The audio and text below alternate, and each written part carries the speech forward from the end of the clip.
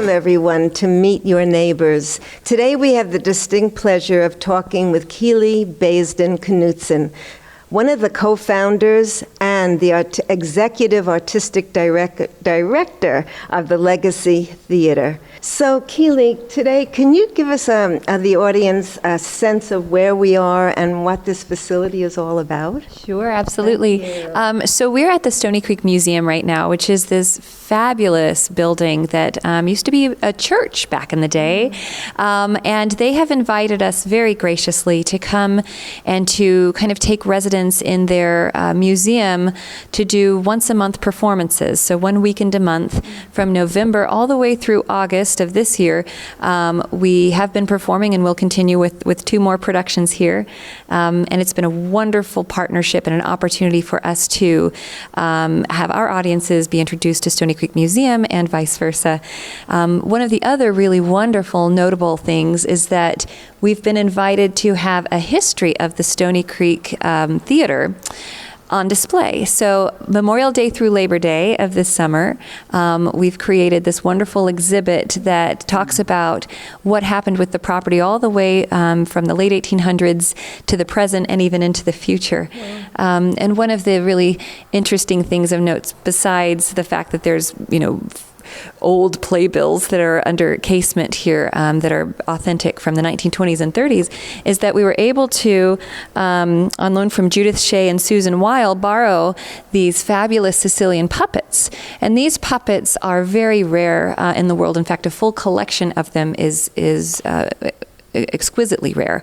But we have Ronaldo and his sister Knight here on display that we've borrowed from their almost full collection. And these puppets used to be in the Stoney Creek Theater itself when it was the Stoney Creek Puppet House. And Judith Weil had brought a whole bunch of puppets over and had a puppet museum here in Stoney Creek. And then it evolved into the Stoney Creek Theater when, or Puppet House, I should say, when Jimmy Weil took it over and his partner Sal McCree, and they would do performances with these amazing, huge, heavy puppets, and they were violent and interesting and more for working class than for children. But they're beautifully hand carved from wood and then very well taken care of. So it's amazing that we get to have them on display here at the Stoney Creek Museum when they're such a rarity in the United States. So, Keely, when did you discover your love of acting and theater? And what is some of the background that you have in theater? Oh, thanks for asking. My mom, who's probably my number one fan, as mothers should be, right? She says that when I was 3 years old, that I would stand on our little front porch, and my brother would be made to hold a huge flashlight on me, and I would sing and dance. And she's got pictures of me in ballet school being like the one with the arms straight out. And I've always loved the stage, always, always, always, whether it was singing or dancing or acting or playing the bassoon or whatever. Wow. So it's always been just a part of who I am.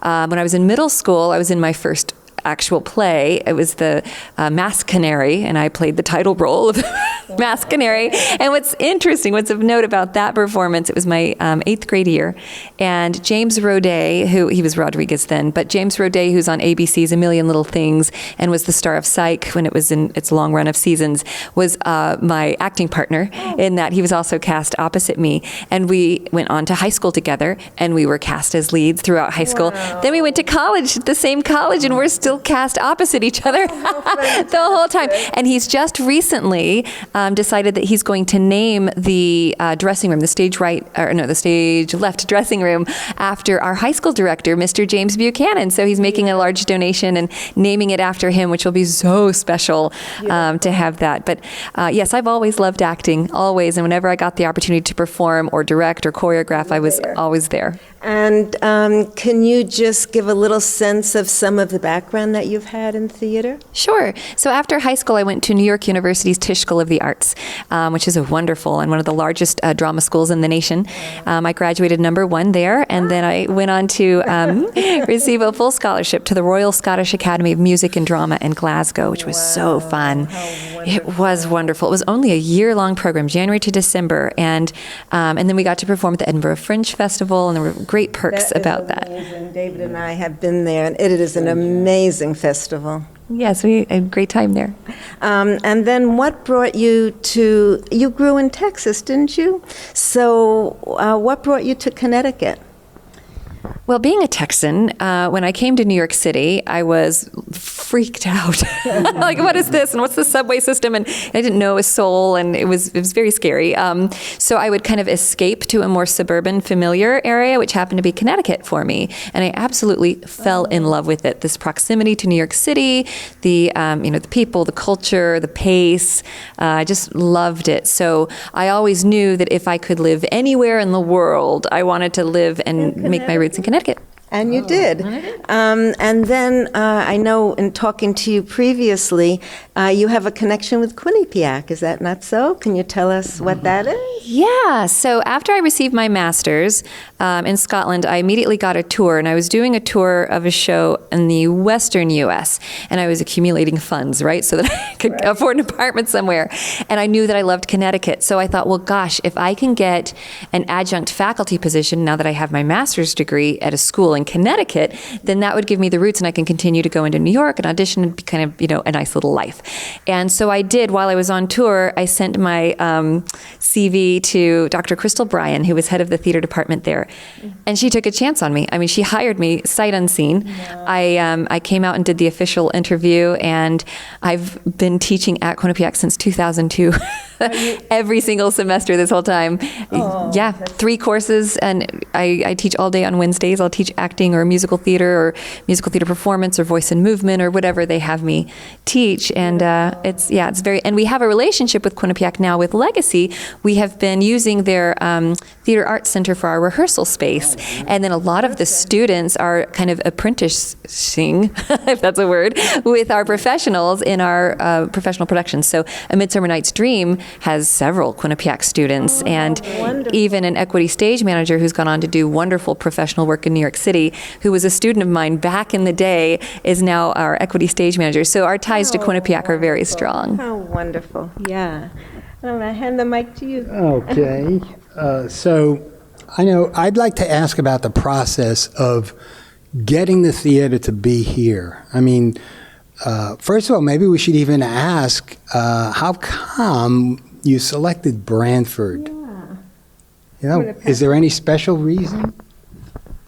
Well, it's so interesting to get that question now after these several years of being here, because I've seriously fallen in love with this community. It's so tight-knit, and they are, once you're in, you're in. They're very, you're like one of the club. So I feel very fortunate to be in this community. But no, it was sight unseen. When I first discovered that I was going to create a theater company and find a building to home it, we conducted a feasibility study. So the co-founder, Stephanie Stiefel-Williams, and I got together, and we contracted with Web Management, which is out of New York City, but they go all over the world doing feasibility studies to see, is a theater in a particular community even a feasible option, So based on all the other ones that are around, should we even go into this business? And the feasibility study came back saying that in Branford, Madison, or Guilford, so one of those 3 towns with a 350-seat or less building, with a strong educational component, especially in technical theater,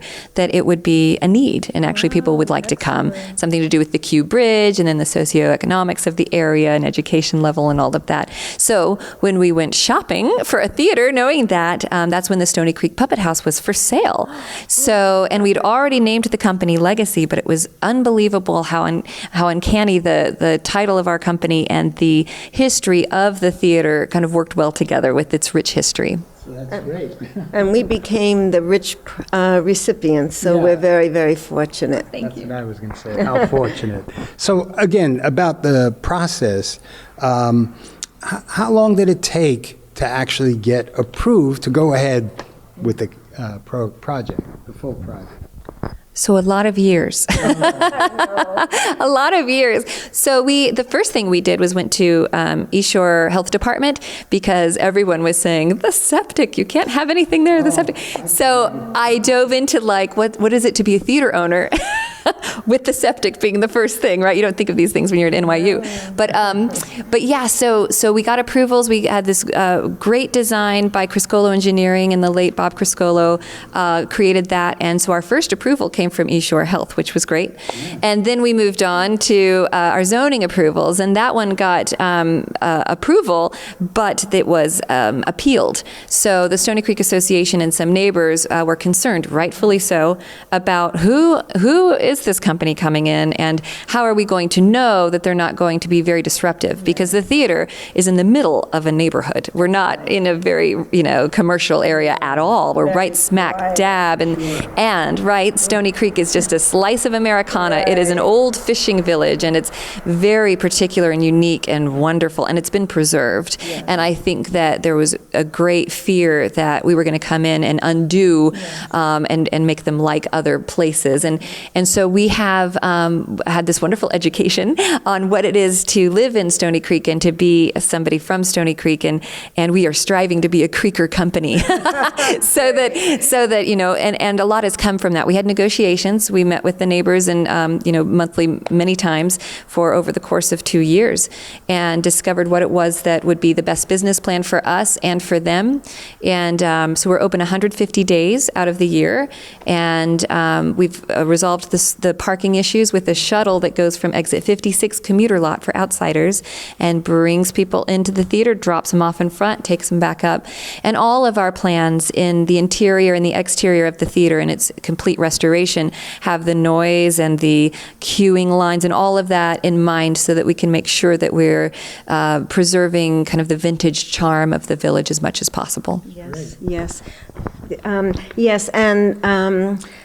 I think we were at the groundbreaking ceremony, and we felt the warmth and the embrace of you. I think we felt how community truly absorbed you. At one point, we even felt that you were very deeply touched by the speakers and how they so warmly accepted you into community. So I think it was a win-win, and it was compromise. But when they felt that you respected their needs, they took you in their hearts, and we're delighted. Keely, so what are some of your goals and visions as you move forward? So we are going to have 4 main stage productions, and by that I mean we're going to be open for a run of the play 3 to 4 weeks in each production. So that'll happen throughout the year. Then we also have a 2-week holiday show in December. So we'll be doing that as well. So the 150 days don't equal that. So we also have our camps and our classes. Wow. We have a wonderful outreach program called the Wheel Life Theater Troupe. That's for those that ambulate with wheelchairs or crutches and their siblings or caretakers. And we've already begun that and have been able to perform at the International Festival of Arts and Ideas, and we'll be performing at the Guilford Performing Arts Festival. And it's open for all ages and free. So if anybody that you know of, or anybody who's listening, does ambulate with a wheelchair or crutches, would like to be involved, it gives everyone the opportunity to play whatever role they would like to, and to advance in their craft of acting. And so that is all, in place to be open for August of 2020. So that's what the current, I always hesitate to give a date because it just keeps moving. But the current timeline from our builders, OR&L, and the team that's doing this, has the groundbreaking that happened last month, and then just continuous work, and we open in 2020. And the funding is, I say in place, but that's because of a $2 million bridge loan that we've been given as well. And the hope is to continue the fundraising as we're continuing the building throughout, so we don't have to stop the building process. But we have about 1.7 left to raise before we hit the final mark. And Webster Bank gave you that bridge loan, correct? That's right, Webster Bank. That's great. Yeah. So I could tick off the thing that says here. When is your official opening? Okay. And now I want you to know that I saw the, 2 nights ago, the production of by the that you did with Shakespeare in the Park of A Midsummer's Night's Dream, and it was great. It really was. It was quite a production. So many characters, music, singing even, and it was well received. So we're glad to have the theater coming here. What, though, might be happening between now and the opening? Like I know you said there'll be 2 more programs here at the museum. Any other planned events, maybe? Good question. Thank you for that. So we are, as you say, A Midsummer Night's Dream is the first Shakespeare production that's been on the Branford Green, as far as we know. Even the town historian, Jane Booley, the reason I even looked into it was I was thinking it'd be so fun on the poster to put, for the first time since, because I hadn't, heard of one in a while. And then they discovered that hadn't been one that they knew of. So as for part of Branford's 375th birthday celebration, they're letting all kinds of events happen on the Green. And so they allowed a Shakespeare to come. So we had done Hamlet on the Guilford Green last year, and that went really well. So we thought, well, we'll bring A Midsummer Night's Dream to the Branford Green this year. And it has been so fun. And everyone has been so welcoming and accommodating. I mean, we're a big group of people, 20 actors and crew and company and huge scaffolding and set issues and all of that. But it's been so fun. So fun. So I really appreciate that opportunity, and it's been great publicity for us as well. Then after that closes, which is, so today's Friday, tomorrow, Saturday, the 6th, it closes. The following weekend, we're performing right here on this stage. We're doing Stars, Stripes, and Quarries. So it's a patriotic show that's a cabaret that kind of gives a nod to Stoney Creek and its wonderful contribution to the American landscape, specifically with the quarry and how the Stoney Creek quarry was used for the base of the Statue of Liberty and all kinds of wonderful, so that's happening that weekend. And then in August, we come back and perform here and do Past, Present, and Future, which is a cabaret, which is an overview of what has happened in the Stoney Creek Theater from the past, so scenes and songs from those shows, and then what we're looking to do right now in terms of what we're creating, and then the future. And the future is going to have highlights of some of the shows we're going to be doing at the theater as legacy, and then the audience will get to go and take a tour of the actual theater right now in its construction process. It'll be a part of that kind of historic snapshot of what's going on there right now. And then in October 17th, we're doing a fundraiser. It's going to be at Woodwinds, and it's a murder mystery dinner done by Michael Sayers. Michael Sayers is amazing. He's playing both the Geas and is it Snug that plays the lion in the play within the play? But he's in A Midsummer Night's Dream, and he has this company of players that does this hilarious and fun murder mystery. So he's gifting that to us for a fundraiser, October 17th. And then we'll be performing the last weekend in September. Our outreach program, the Wheel Life Theater Troupe, will be putting on a play, a straight play that we'll be rehearsing. Wonderful. And then there's a one-woman show by a Guilford resident that I will be directing as well for part of that festival. And then January is my deadline for season subscription sales will begin. So I need to have all my ducks in a row about precisely what our season's going to be and make sure all the numbers crunch properly, as you do owning a theater. And then it will be in full swing for, rehearsing that show and be up and running for our season. So do you plan a potpourri of drama and musicals? I love the way you put that. We will have a musical, a straight play, a new work, and a children's piece. Oh, fantastic, fantastic. With all the incredible involvements that you have now as director, are you still going to act and sing, or you're not going to give that up, are you? Oh, absolutely. I'm singing and dancing in the show next weekend here. Yeah. Great. Yeah, it's such a wonderful opportunity, right, for an artist to be in this position. It's very humbling because you can look at the landscape of the great literature that's out there and new works and all of that, and really be able to fashion, where the community, where professionals, where those coming up could fit in, and then even have some opportunities to insert yourself where you feel it would be a benefit. And so it's really a wonderful opportunity. But it also sounds like you're giving great respect and honoring to the community that this theater sits in. So it's a beautiful blending. Thank you. I feel so too. Thank you. Beautiful blending. I'd like to ask something about the construction. Can you give us just a general idea, no specific details necessarily, of what has to be done, what's being done, and what the facility is going to look like? Yeah. Outstanding question. So we have a phenomenal plan. It's super dreamy. What the building right now, we are keeping, obviously, the footprint and the shell of it. In fact, the State Historic Preservation Office is granting 25% of our building costs to make sure that everything stays, historically accurate. Now, within that, everything within the building is deemed that we can restore it to such a way that it will be a very functional state-of-the-art theater. So we're doing everything. In fact, we're rebuilding kind of walls inside those walls. So it's literally building the theater inside the theater.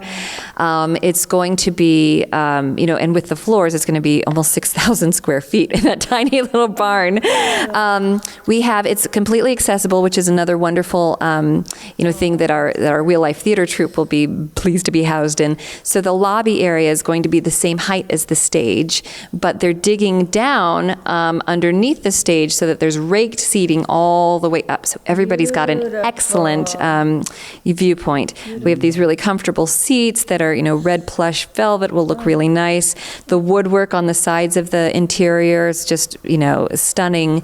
They've even, so Wyeth Architects have been the architects to do the interior and have really, they're just geniuses to be able to get 127 seats inside this little building and make it such a beautiful little kind of opera house. It's going to retain the legacy of its past, and it's going to be technically up to date, way up to date, and have a lot of beauty. I mean, with the curtains folding, so on. Oh, my God. They're very attractive. When we talked with you previously, this didn't just fall in your lap. I think you had expressed that you always had this vision. And I think you're the kind of human being that when you have a vision, you go for it and move forward and hold on and make it happen. And that's so admirable and inspirational. Thank you. Yeah. Yeah. People sometimes ask, especially when things got dicey with, oh no, the neighbors are worried, they're scared. Why we continue to move forward with it and why, and I think it's because I always knew that of anybody to run that theater in this particular neighborhood, it would probably be a really good fit because I care so much about that, about making sure that we're a good blend with the neighbors, about keeping the integrity of Stoney Creek, and then also just, feeling kind of the ghosts of those that played these very boards. It's such an important building. It's got so much interesting and fascinating history, and to kind of be able to continue on and carry on their legacy and keep the integrity of it has always been very important to me. So that's always kept me just, okay, so we've got a new challenge, and how are we going to meet that, and let's move on. And may I say, as a mother myself, a grandmother, of course, now, but as a mother, I know you're a mother of 5 children. You are an inspiration, and what a model for them. Oh, thank you. Thank you, Will. They're my inspiration. So I'd like to ask, who else is involved in this overall project? Besides you and Stephanie? Right. Can you tell us what else, who else makes up this overall moving forward? Who are you connected with now? We have a board of trustees of 13, and Stephanie Stiefel Williams is the co-founder, and she's also the chair of that board. And they're a wonderful group of people, and they have stuck with it. Yeah. And then we also have an advisory council of about 44 people. It's a large advisory council, isn't it? Yes. We have a lot of people to ask questions to that can help us out. Mostly from the community? Yes, mostly Brantford. Mostly Brantford, their advisory council. And then we have, volunteers that will give so much time and effort. We have, people like Mary Lee Weber, who works at the museum and is also working with us to develop in the community. We have, people like my mother. Who will live in the area? She does. She actually lives right behind me, which is why I can do what I do. But she's fabulous. That's right. That's what it's all about. That's so beautiful. So she helps like run front of house, even at the A Midsummer Night's Dream. She's there right at the front greeting people and helping. And, and of course my husband, who will schlep, big set pieces at 3:00 in the morning in a U-Haul. Like, it's a strong, tight family, and then a community family that, it takes a village. It really, truly does. I'm curious, just on the side, do any of your children take after you with a love of acting yet, or singing, or dancing, or any of them? So yes, in fact, Liviana, my 10-year-old, is in A Midsummer Night's Dream. She's one of the fairies in it. Yes, and I had all 5 of my children involved in Snow White and the Seven Dwarfs, because of course you would involve them in that, and that took place here, and it was so fun. Savaya, my oldest, who's 13 now, was the Wicked Queen, and then we had all the way down to the then 4-year-old Reeves, who's a boy. He played Dopey, and he made sure that every single costume piece was just right, and just like the Disney movie, I had to get the purple hat and the brown. So yes, they've all. And then the Wheel Life Theater Troupe. One of my daughters, Winter, she ambulates in a wheelchair. Yes, and so she was my inspiration for that theater troupe, because we couldn't find a dance or theater troupe that was for mobility only issues. It was lumping a lot of marginalized communities together, and it made it difficult for her to connect with others. And so I thought, well, let's just, gosh, I have a theater company. Why don't we do this? Beautiful. And it's already received so much publicity and interest. And how many people so far in that Wheel Life troupe? So different people come every time, but about a dozen at this point. We'd love to grow. What ages are they? Oh, well, at one point it was 4 to probably close to 70. I love it. I love it. Fabulous. Let me see. And are there any paid professional staff that you have amongst this project? We have had paid professional staff come and go. It's been such an interesting process, because we haven't had our theater yet. The actual, we're running a theater and we're in the building, and it's, in its own operations. So we've needed all kinds of professionals, development, professionals to come in and help us, and business management professionals to come in.